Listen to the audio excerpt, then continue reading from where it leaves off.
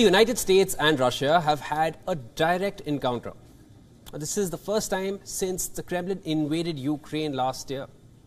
It was a 30 to 40 minutes of chaos as a US drone was brought down in the Black Sea by Russian jets. And as expected, a massive blame game has erupted ever since.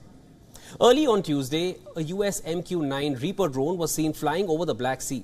For context, this is the Black Sea region. It is a landlocked sea. There is war-ravaged Ukraine in the north, with Russia in the east, and European nations, Moldova, Romania, Bulgaria in the west.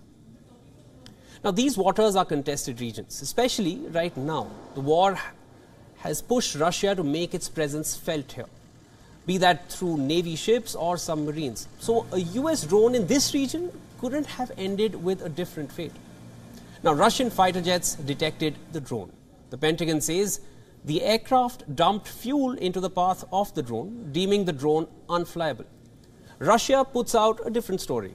Moscow has denied that its fighter jets made any contact with the drone.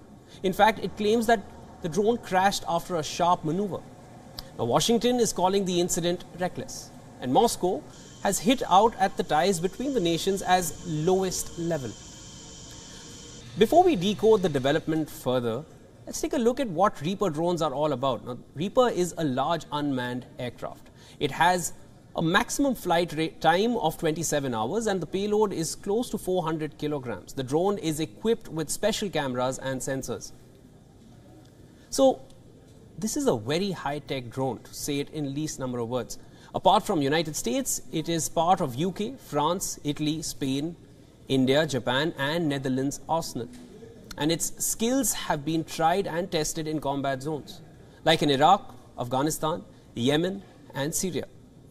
India has shown interest in these drones as well. The most talked about use of a Reaper drone was to kill former Iranian commander Qasem Soleimani. So this brings us to one question. What was a drone so deadly doing in the Black Sea, which is seen as a backyard for Russia as it wages war against Ukraine?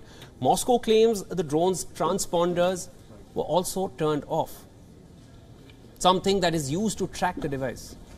Remember the Chinese balloon controversy? Well, United States had repeatedly called it a spy balloon. It accused Beijing of launching a covert surveillance program, something that Xi Jinping denied. But Washington went ahead to shoot it down, nevertheless. A device that can only be used for surveillance. Compare that to a drone that can execute deadly attacks as well. Joe Biden needs to take his next step very, very carefully now, because this new incident could be seen as a provocation. Kiev has already called it a sign that Russia's war is not going to stop at the Ukrainian border. It's not just Western weaponry that's helping Ukraine withstand the invasion. It is also a vast quantity of real-time intelligence.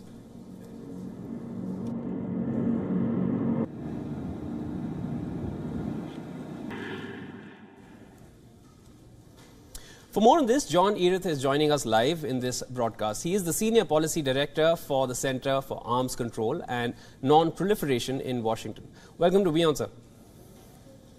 Thank you very much. John, the capabilities of the Reaper drone are no secret. Question is, why was a drone such as this one hovering over the Crimean peninsula in the first place, a region which is clearly conflict-ridden at the moment? As far as I understand, the M9 drone was operating over international waters in the Black Sea.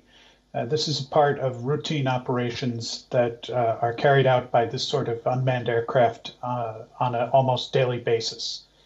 What it was doing there, I don't think anyone knows outside of a few people in the Pentagon, but it's quite likely that the drone was using its surveillance capabilities to monitor what was going on in the conflict. The area in which the incident is reported to have happened is close to where the shipping lanes for the Black Sea grain supplies go. So it could very well have been looking over these activities in international waters.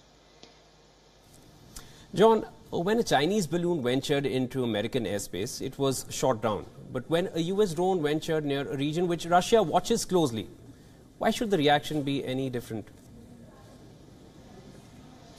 I think you have answered that question yourself. The Chinese balloon was in US airspace and there was a decision made to shoot it down.